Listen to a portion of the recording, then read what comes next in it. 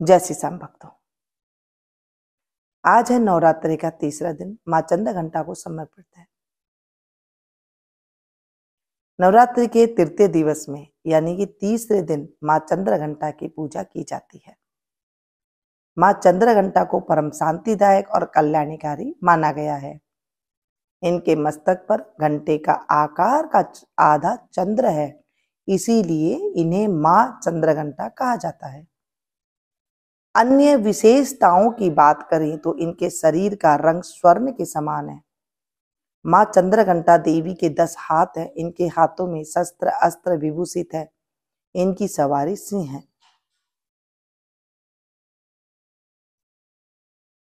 चैत्र के नवरात्रे और आसोज के नवरात्रे हम सभी करते हैं, लेकिन ये जो गुप्त नवरात्रे हैं ये हम लोग नहीं करते हैं, गृहस्थी लोग नहीं करते हैं। इन्हें ऋषि मुनि या फिर जो तंत्र के साधना करते हैं वो लोग इनकी पूजा बड़ी विधि विधान के साथ करते हैं। गुप्त नवरात्र की पूजा वैसे बहुत ज्यादा कठिन मानी गई है, तो हमें कथा सुन लेनी चाहिए, माँ के नाम का जप कर लेना चाहिए, माँ के सामने विनती कर लेनी चाहिए, तो हमारी जो मनोकामना होती है वो पूरी हो जाती है। अलग से चौकी पट्टा बिछा करके पूजा हमारे शास्त्रों में, गृहस्थ आश्रम में नहीं बताई गई है।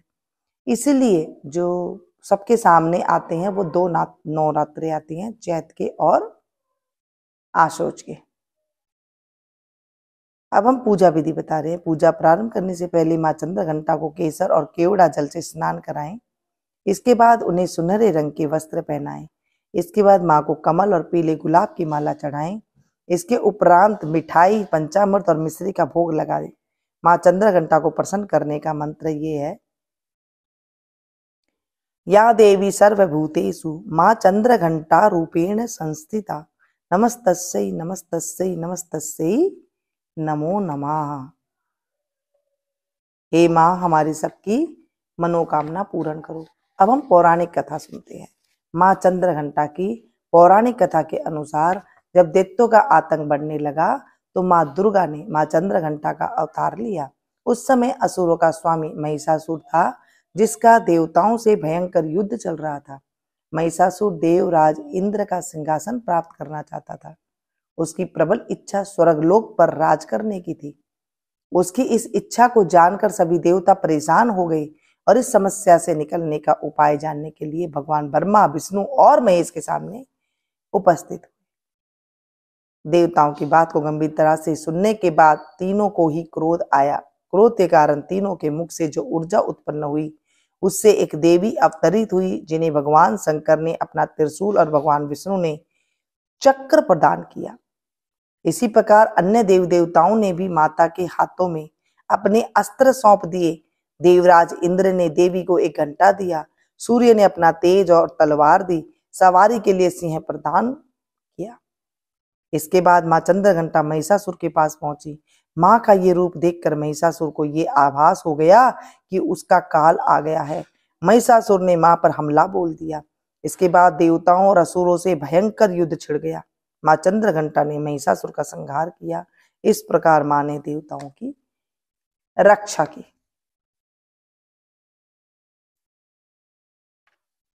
माँ का शरीर स्वर्ण के समान उज्जवल है। वे सिंह पर आरूढ़ है तथा दोनों 10 हाथों में विभिन्न प्रकार के अस्त्र शस्त्र लिए हुई हैं। सिंगारूढ़ माँ चंद्र घंटा युद्ध के लिए तत्पर है एवं उनके घंटे से निकलने वाली प्रचंड ध्वनि असुरों को भयभीत करती है। माता चंद्र घंटा की उपासना साधक को आध्यात्मिक एवं आत्मिक शक्ति प्रदान करती है। नवरात्रि के तीसरे दिन माता चंद्र घंटा की साधना कर दुर्गा सप्तशती का पाठ करने वाले उपासक को संसार में यश, कीर्ति एवं सम्मान मिलता है। माँ का स्वरूप अत्यंत सौम्यता एवं शांति से परिपूर्ण है। इनकी आराधना करने वाले में वीरता, निर्भयता के साथ साथ सौम्यता और विनम्रता का संचार, उसके मुख, नेत्र तथा संपूर्ण काया में कांति गुण का विकास करता है। स्वर दिव्य हो जाता है एवं उनमें अलौकिक माधुर्य का वास होता है। इनके भक्त का आगमन के वातावरण में सुख शांति का संचार होता है। माँ चंद्र घंटा के साधक के शरीर में दिव्य प्रकाश युक्त परमाणु का सतत विकिरण होता है, जो साधारण चक्षुओं से दिखाई नहीं देता है, परंतु आराधका एवं उसके संपर्क में आने वाले व्यक्ति इसका अनुभव करते हैं। दुर्गा जी का तीसरा अवतार चंद्रघंटा है। देवी के माथे पर घंटे के आकार का अर्धचंद्र होने के कारण इन्हें चंद्रघंटा कहा जाता है। अपने मस्तक पर घंटे का आकार के अर्धचंद्र को धारण करने के कारण मां चंद्रघंटा नाम से पुकारी जाती है। अपने वाहन सिंह पर सवार मां का यह स्वरूप युद्ध व दुष्टों का नाश करने के लिए तत्पर रहता है। चंद्रघंटा के स्वर की देवी भी कहा जाता है।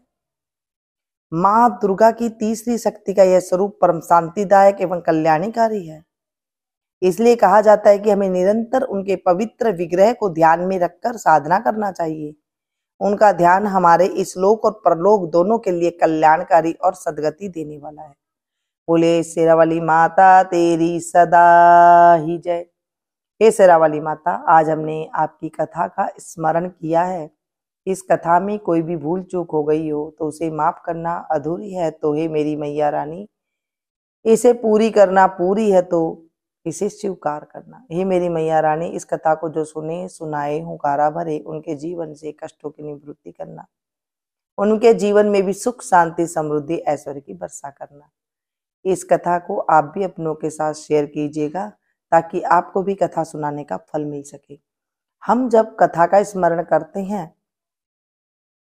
तो भी हमें नवरात्रि की पूजा करने का फल मिल जाता है। कुछ परसेंट तो मिल जाता है, अगर 100% नहीं मिलता तो 40% तो मिल ही जाता है।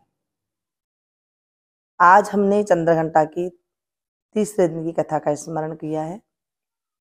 कल मैं फिर से मिलती हूँ एक नई जानकारी के साथ, नई कथा के साथ। तब तक आप लोग देखते रहिए और सुनते रहिए। जब आप कथा सुने तो हाथ में कुछ आप सिक्का ले लें और उस सिक्का को आप रख दें। पैसा सिक्का जितना आप ले सकते हैं, 10, 20, 5, 2, उनको आप इकट्ठा कर लें। कथा सुनने के बाद लास्ट वाले दिन आप गऊ को हरा डाला सकते हैं या आप किसी जरूरतमंद को कोई सामान लेकर के खरीद के भी आप दे सकते हैं। ये आपके ऊपर निर्भर करता है। जैसे आपने कोई किसी को बिस्कुट का पैकेट लेकर के दे दिया या फिर कोई भी